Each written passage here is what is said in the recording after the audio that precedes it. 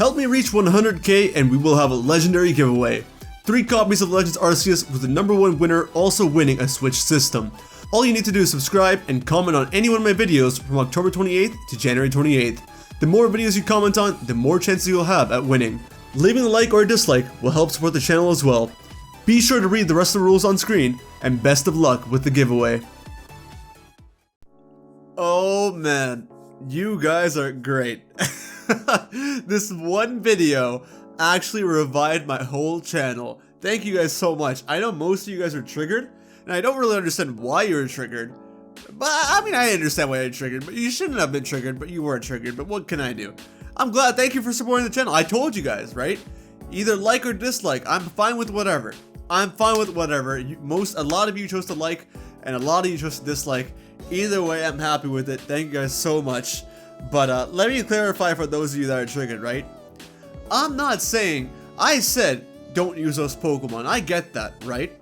But at the end of the day, it's up to you to choose your team or not. I'm just saying, there are other Pokemon you can use besides those common 10, besides the Luxray, the Garchomp, the Staraptor. You have other options. I'm just trying to let you know.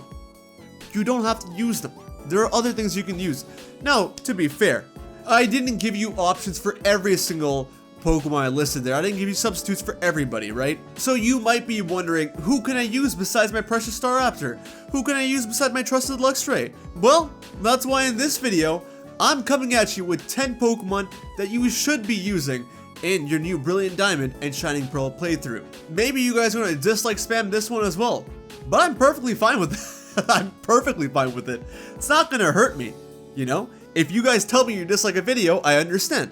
You don't like it. That's all it means. That's all it means. If you like a video, it means you like it. You want to see more of it. I got you. So since you guys dislike that one, like 20% of you dislike that one, I'm going to switch it up and give you the opposite. And maybe the 20% of you that didn't like it then would like this one now. 10 Pokemon that you should use in Brilliant Diamond and Shining Pearl. Now, I say 10, but it's actually going to be 15 because 5 of these numbers are actually counterpart pair Pokemon, right? And I'm going to primarily be talking about Pokemon from Sinnoh. Actually, I think every Pokemon on this list is from Sinnoh because I want to provide Pokemon that are Sinnoh specific that people tend not to use or forget about. There are a lot of Sinnohmons that are very heavily overlooked, so that's what I want to bring to light. So, without further ado, here are the 10 Pokemon that I, HybridHero, forgot to mention my intro, oh well, suggest that you use in Brilliant Diamond and Shining Pearl. Number 10, Yanmega. Now, Yanmega probably wasn't all that used in Diamond, Pearl, and Platinum because, despite being a flying type, Yanmega can't actually learn Fly. It is an insect after all, and to be honest, Yanmega is one of those Pokemon that you look at it and like, yeah, you're probably not carrying me anywhere. Though I can't imagine a Pidgey doing that for you, but hey, Yanmega being an insect, I guess they decided you can't carry you anywhere. Fair enough. But the thing is, in Brilliant Diamond and Shining Pearl, your own Pokemon don't carry HMs for you. It seems as if other Pokemon are the HM users, and you can call them with your Pokédex at any time. Perfect. There's no need to have a flying type to fly anymore. You have a flying type because you want to have a flying type, because you want flying type stab and flying type moves probably. And with that, Yanmega becomes a very great option on your team. With this speed boost ability, Yanmega isn't something to pass up. It is very, very fast, and its special attack is pretty dang good too. Bug Buzz is a great move, Air Slash is a great move. If it knows Baton Pass and you want to be a little cheeky, you can Baton Pass into, like, let's say Infernape or somebody, or even another Ice type or a Water type that can learn an Ice type move. Baton Pass that boy into Cynthia's Garchomp, gonna outspeed that Garchomp, and probably gonna take it out with an Ice Beam. Perfect. Number 9, Rampardos and Bastiodon.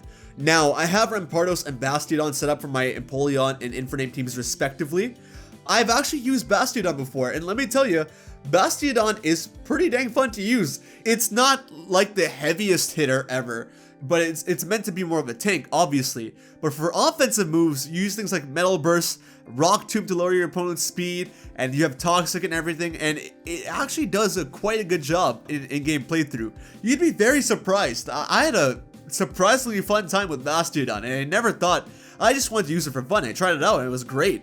And then Rampardos I have not tried yet, but with its attack stat being so incredibly high, I believe even higher than Flygons, which is absolutely insane. Rampardos can probably do a lot of damage. More than anything, these two are version exclusive Pokemon, and they're fossils to Sinnoh. So for me, that gives them more than enough reason to be used on a new team in Brilliant Diamond and Shining Pearl. Number 8, Gallade and Frostlass. Now these two are kind of lower because I believe people kind of know about them. We kind of remember them, you know? They're not like so forgotten as other Pokemon are. But for Gallade and Frostlass, I feel as if their counterparts are used more often, Gardevoir and Glalie. And they're both gender-specific Dawnstone evolutions, which is why they're parallels. Psychic Fighting and Ice Ghost, they're both great typings and strong in their own regard. One's more physical, one's more special. Honestly, I don't think there's much to say about them. If you know Gardevoir, you know Gallade. If you know Glalie, it's not, you don't actually know Frostlass, but Frostlass, if you go up against Candace, you know Frostlass. They're really strong Pokemon, and I just want to mention them just so you remember, oh yeah, Gallade and Frostlass both exist, and it's not just Gardevoir and Glalie. Like, these two also exist, and, you know, maybe think about using them. Number 7, Togekiss, the only fairy type of Generation 4. So Togekiss is the only Sinnoh Pokemon to have its typing changed to become a fairy type Pokemon. Well, actually, I take that back. Mime Jr. is there. So, well, Mime Jr. and Togekiss, but, you know, if you're using Mime Jr., that means Mr. Mime. But either way, with Mime Jr. and Togekiss, they're not the only two fairy types in the game. You'll have other things like Gardevoir again and Azumarill, but it being the only Gen 4 fully evolved fairy type Pokemon, you might want to consider it. And it's a great Pokemon as it is, right? And you can learn Thunder Wave, you can learn Air Slash. See, I'm giving you guys so many different options for Staraptor. Like, come on, you already got 2. You already got 2, and I guarantee there's one more for sure.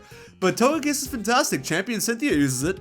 Why won't you try it? It can learn Heat Wave, it'll learn like Dazzling Gleam. It'll be so great. And you might even get a free one depending on what egg Pokemon Cynthia gives you. We'll see.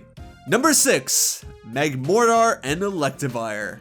Now, I'm pretty sure you'll know these two, and I don't think I have to talk about them too much, but the reason why I wanted to bring them up is because, again, you have options for your Fire type and Electric type Pokemon, and also, they are trade evolution Pokemon, which a lot of us back in the day were not able to trade. It was very difficult to trade when we were kids. And for those of you that are still kids, with the Nintendo Switch Online features or the new online features that we have in the modern day, it'll be much easier for you guys to trade Pokemon and actually get the Pokemon you want. Like, for instance, you can probably, I'm pretty sure there'll be YouTube communities with your favorite Poketubers and all where there'll be rooms and groups where you can trade Pokemon and try not to get scammed.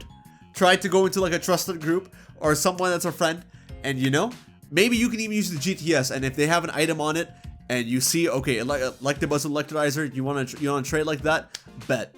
Magmortar with a Magmarizer, bet. You can do it. This is the time. Magmortar Electivire, it's their time. Number 5, Honchkrow and Mismagius. So now we have the Duskstone evolutions, except this time they are actually version exclusive. Honchkrow to Diamond, Mismagius to Pearl. And I'll be the first one to say, I have Honchkrow and Mismagius again on my Empoleon and Infernape teams, but I use Mismagius and I was thoroughly surprised. Like, Mismagius is easily one of my favorite ghost type Pokemon now because of how great it was when I used it. I think Gallade and Frostlass are a lot more considered and used than Honchkrow and Mismagius are, but Honchkrow and Mismagius are nothing to be looked down upon. Honchkrow again is a nice substitute for Staraptor for those of you playing Diamond. And Honchkrow actually has accessibility to a lot of nice special attacks, such as Heat Wave, Dark Pulse. It can learn Psychic, Shadow Ball, and Thunder Wave. It has so many nice options, you know, and it's not even considering the flying type moves. So it has so many great options. I definitely think Honchkrow and Mismagius are kind of forgotten, and them being version exclusive stone evolutions and also being evolutions to Murkrow and Misdreavus to Johto Pokemon, I think you should definitely consider using them on your team. They might be very good additions. Number 4, Rotom. Now, Rotom is not a Pokemon that was necessarily used in Diamond and Pearl because it was very frail. In fact, in Diamond and Pearl, you could only use its regular form, right? You could not use the other 5 forms that it had. But now, I'm sure you'll be able to access Rotom's other forms during the main story of Diamond and Pearl. And this time, you actually get Rotom to be, you know, electric fire, electric water, electric grass, etc. Whereas before, Rotom didn't have that. It was purely electric ghost. Despite whatever form you used, it was electric ghost. So it's a new change, and if you need an electric type, and you need either a fire, grass, water, electric, or an ice type Pokemon, you have an option right there. You can have a Pokemon that can take a slot for both those things. So definitely consider using Rotom, and it'll be easily accessible as well in the old mansion, I believe is what it's called. It'll be a little spooky, but you know, you're good. Speaking a little spooky, and speaking of ice and grass types, number 3, you got Leafeon and Glaceon. I feel like whenever people think of Eevee, they think of all the other evolutions first. I feel like Leafeon and Glaceon kind of get sidelined in people's heads. And that's the kind of, you know, you had like back to back 5 evolutions, and Sylveon came much later. I think Glaceon and Leafeon kind of squeezed in between. People tend to forget about them. But also now that we have the Ice and Leaf Stone evolution methods, we'll see what the Moss and Icy Rock are saying. You might not have to use them anymore to evolve. You might just have to use the Leaf and Ice Stones respectively to get Leafeon or Glaceon. If that's the case, it'll be very cool. Not to say that their old evolutions methods were hard, but if you're going to use Glaceon, for example, you can use Glaceon much earlier. And if you wanted to use Leafeon, but you didn't want to go all the way back to Eterna City, you might have an option there too. But consider using them. Leafeon and Glaceon are actually good Pokemon. I forgot where or why, but I've definitely used Leafeon before, and Leafeon is a fun grass type to use. And Glaceon I think I've used in random battles, and you know, that's always a fun time too. So just think about it. If you need an ice type or a grass type, you got one here. Number 2, Bibarel. Now I know this is going to be a shock to most of you, but Bibarel can actually be used more than an HM slave, alright? It actually has some proper use. If Bibarel comes with a simple ability, you give this thing Defense Curl and like other sass raising moves like Curse. Oh my god, Curse. Bro, Bibarel can become a monster. Absolute monster. Because simple, what it does is, it doubles the stat gain or stat loss from a move such as Defense Curl. Defense Curl raises your defense by 1. With simple, it raises it by 2. With Curse, your speed will drop by 2, but your attack and defense will also go up by 2. I don't know if some of you that aren't into competitive and like, you know, that kind of stuff, I don't know if you know what this means, but essentially, Bibarel can become a proper monster if you learn to use it right. And now that you don't have to load up Bibarel with a bunch of HM moves, bro, you can use Superpower, you can use Double Edge. Waterfall was anyways an HM move, but you can use it for offensive support. And you got Curse? That's a moveset right there. That's a moveset and a half right there. You'll be so good. Trust me, it'll be fun. I've seen some people use it on YouTube before. It was a great time. You'll have a lot of fun with it, I'm telling you. And number 1, what was once the hardest, probably the hardest Sinnoh Pokemon to obtain, is now going to be incredibly accessible. And this Pokemon goes by the name of Spiritomb. Spiritomb was incredibly difficult to get. I don't think I've ever got it back in Gen 4 legitimately, because you had to go through the underground with, I think, 32 different people, if I'm not mistaken. You didn't have to go with the same person 32 times. I believe it was 32 different people. And man, that was a task and a half. Because I only had one friend.